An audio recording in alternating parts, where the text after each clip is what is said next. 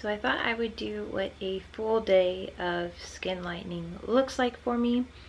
First thing I do as soon as I wake up is I take my first dosage of MSM. As long as you're taking over, I would say probably 4,000 milligrams of MSM, supposedly it whitens your skin. There's a blog, you guys have probably seen it, like if you look up MSM skin whitening, all of her stuff is there. She's really white. She has a chart, and on that chart it shows kind of what you can expect. And then there's other people who are just regular old people who have actually taken closer to 20,000 milligrams, and they've done it for 3 or 4 months, and they say they got really white. So I'm doing the 20,000 milligrams route. You don't have to do that, but that's what I do. MSM, it messes with my energy. It makes me stay up all night. So I do not take it after 1 p.m. Yeah, that's crazy.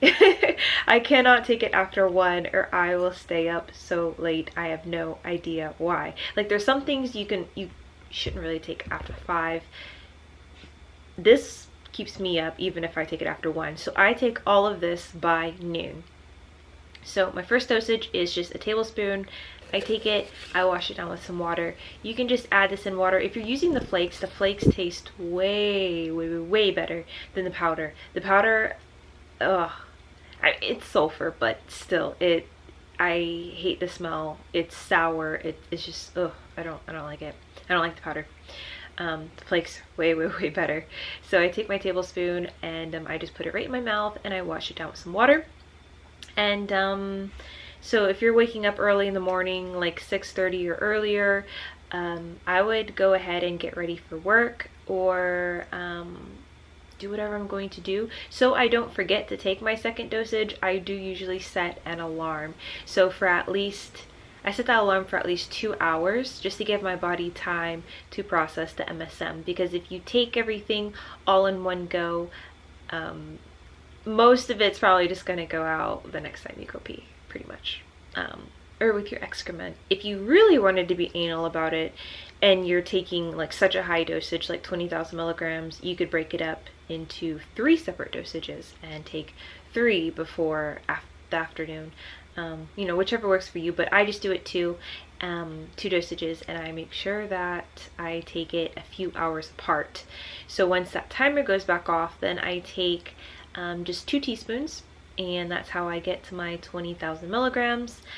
During this time, you're probably going to be drinking, this is a 30-ounce tumbler, so I pretty much drink this entire thing with those dosages. Just make sure you're getting enough water. To get me to this point, so for 3 months, I was either taking this rectally and 2,000 milligrams with half a teaspoon of water. Mix that around, add a sprinkle of baking soda and put some coconut oil on that, and then insert it in my rectum. And then for the vitamin C, I was just drinking a vitamin C liposomol blend, and I would drink probably 3 tablespoons of that. That's what I was doing. Or once I discovered the nebulizer, I would do a nebulizing treatment, which is the same thing. The only difference is that I would add more baking soda until it was completely clear.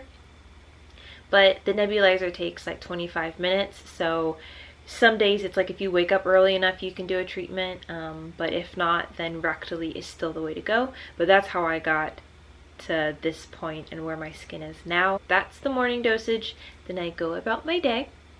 And then it's time for the afternoon dosage. So this is around 1 o'clock. Remember, I've already taken my MSM. I've already taken the first dosage of glutathione and vitamin C. This is kind of a lot to keep up with, so I definitely write it down. I write it down and I make like a check mark, especially by the MSM, just like a little check mark just to make sure, okay, I took the first dosage, because sometimes it's hard to keep up. Did I take it? Did I not take it? The days meld together. It's hard to remember, especially if you do it as soon as you get up, like the first thing in the morning. It's a great way to get you out of bed because it gives you so much energy. So it's kind of like if you don't drink caffeine, you don't drink coffee, then this is your cup of coffee. This is how I treat it pretty much. This is my coffee. So by 1 o'clock, 2 o'clock, it's time for lunch. I take my second dosage of vitamin C and glutathione. Same thing. If I'm doing the vitamin C, it was usually the liposomol vitamin C that I would make at home. You can either buy liposomol vitamin C or you can make it on your own. And then I would take 2,000 milligrams of glutathione. And during this time, if I'm at home during this time, then I take it through the nebulizer. So you're probably thinking, why don't we just put some of this powder in our mouth, drink it with water, and be on our way? That would be so much easier than doing rectal implants or nebulizer treatments. And we don't do that because of bioavailability.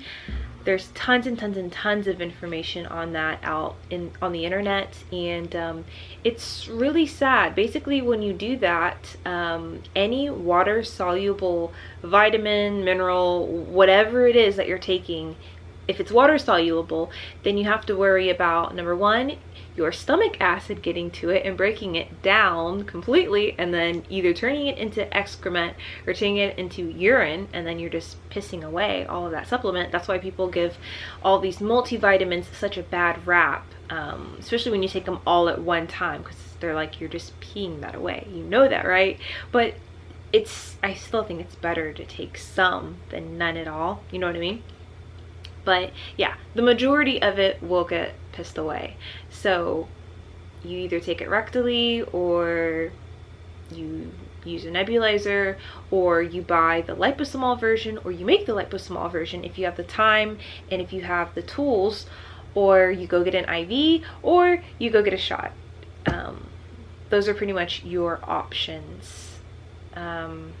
The second reason why we don't just take it straight up, or just don't take it orally, other than because it's a race. As soon as you digest it and it goes through your throat, it's a race between the stomach acid and then also the receptors that actually take the supplement and I guess get it to your other organs. For vitamin C, we do not naturally make vitamin C, so we do not have specific receptors that just deal with vitamin C, making sure that our body ingests it and it gets into our bloodstream. The receptors that do deal with our vitamin C are actually made for glucose. That's why people do not eat, or they don't take vitamin C after they've eaten, within an hour before or an hour after. Especially if you've eaten sugar, or if you've eaten some type of starchy food, anything of carbs, because those receptors are dealing with that glucose. Like, that is their first and foremost job. So they're going to deal with that first, and vitamin C is just going to sit there. And of course you have the stomach acid, which yeah, you already know what happens. So that's why it's not smart if you're starting out, or if you do just want to take it orally and you don't want to use these other methods, then the only other thing I would say to do would just make sure that you're mega dosing it. So where some people would take 6,000 milligrams, maybe you should take more than that. If you're just taking a teaspoon of glutathione orally without doing anything, you're just plopping it in your mouth and taking it with some water, it's like Russian roulette. You have no idea how much of that is even getting into your bloodstream, how much of that is just about to be, literally pissed away. And you probably won't see results as quickly as you want them, because it's just going to take your body longer to build up that vitamin C and even your glutathione reserves. It has been proven that up to, I think they did a clinical study where after 6 months, the people who were taking 250 milligrams to 1,000 milligrams, they didn't give them any more than that. Like 1,000 was pretty much the cap just for this study, but everyone had 30% more glutathione in their system than those who, were just starting to take it. So that really says a lot. So the longer you take it, the more consistent you take it, the more it builds up into your system. Myself, having taken glutathione for 3 months, going on 4 months, well, probably 3 months and a week now, versus someone who's only been taking it a month, I'm already right off the bat going to have more glutathione in my system because I've been taking it every day for the last 3 months, and it's just building up in me. So anyways, that's how we're finally seeing some change in my skin. Anyways, where were we? Between my lunchtime dosage and my evening dosage, during this time I've probably taken some of my liquid chlorophyll. For me, taking it 2 years now, I take 2 droppers full in some water. Just a little bit of water. When I was starting off, I just took 1 dropper full. If you read the glass bottle, it says I think take 18 up to 36 drops. So 36 is closer to about 2 dropper fulls, but yeah, it works great for me. Still using it, still loving it. And one of the side effects is it does give your skin this cool undertone. So yeah, you'll have a cool undertone just because it's oxidizing your blood. It's dark green. If you don't know what chlorophyll is, it's just plant blood. It's from plants, and it's really good stuff. It's really good stuff. This is smarter to take definitely before 5. So lunchtime, perfect. Morning time, perfect. Sometimes if I'm like on a long car drive, like if I'm driving like 6 or 7 hours or something, I will take this to help me stay awake instead of using Red Bulls or stuff like that. And if I'm feeling really wild, I'll mix it in a Red Bull. I only did it one time. It's really bad. You should really stay away from energy drinks. But anyways, moving on. I added some new stuff to my skin regimen. Let me get it really quick. So hyaluronic acid, focus, and we've got collagen. I resisted taking collagen for so long. I wanted nothing to do with it just because I didn't want something else to take. But I always learn, I don't know. The things that I stay away from the longest are usually the things that once I do try, like, I love it. So there are some people who I follow and these 2 products are something that they all 3 have in common. 2 of them are women of color, and it's funny because they have the most amazing skin you've ever seen. Like, okay, yes, their skin tone is beautiful, it's light, but we're not talking about that. Like, actually look at their skin. Look at the quality of their skin, the vibrancy, the clarity. Like, who do you see walking around with skin like that? Like, I don't see people who have skin like that in my normal life. Like, even if you're not skin obsessed, like obviously we are. If you're, you know, following skincare channels, then, you know, you kind of have to be. But even someone who their skin is like an afterthought, even they would notice, you know, be able to appreciate someone with that clear and vibrant of skin. And funny enough, these products, they both use those products. Collagen in some form. The one actually is a Swiss model, and then the other is another skin lightening YouTuber. So the Swiss model, she doesn't talk about skin lightening or anything like that. As far as we know, she was born light skin, but hyaluronic acid and collagen is just among the supplements that she takes daily, and it was in her skincare routine. And at first, I don't know, it's kind of weird. I was like, hyaluronic acid, like, it sounds like it's a lightener, and it's not really. I think topically it will maybe resurface, but as far as taking the supplements, I could find nothing on taking the supplement and getting lighter skin. So as far as I know, this does nothing for lightening your skin. This is purely for skin health and getting that, literally, like, their skin looks like babies' bottoms. The same with collagen. Collagen has nothing to do, it just will help with getting, you know, beautiful skin. Beautiful, smooth skin. If you have any type of wrinkle, even for stretch marks, this helps fill them out. But yeah, as far as I could find, these are not really skin lighteners, but they're something that you might want on your team if you just want really amazing looking skin. So I just started taking these, so it's not long enough to even see a difference. I just thought that I would add that in here since we're doing a full day of my routine. These are now in my routine, and I'll give it a few weeks and then we'll do, I don't know, we'll talk about if I saw a difference or not.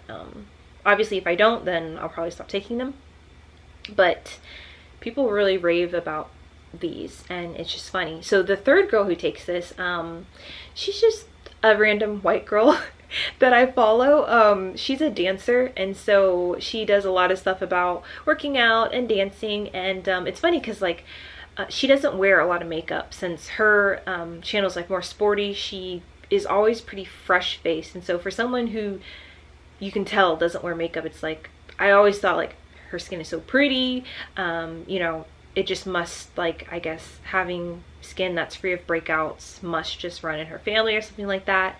But she was talking about what she eats in a day and things like that, and collagen is like a huge staple, and she was kind of raving about it. So yeah, I was like, okay, so between her and then the other two who all have beautiful skin, all have different shades of skin, I was like, yeah, I should probably try this, stop sleeping on it and just try it. So we're trying it.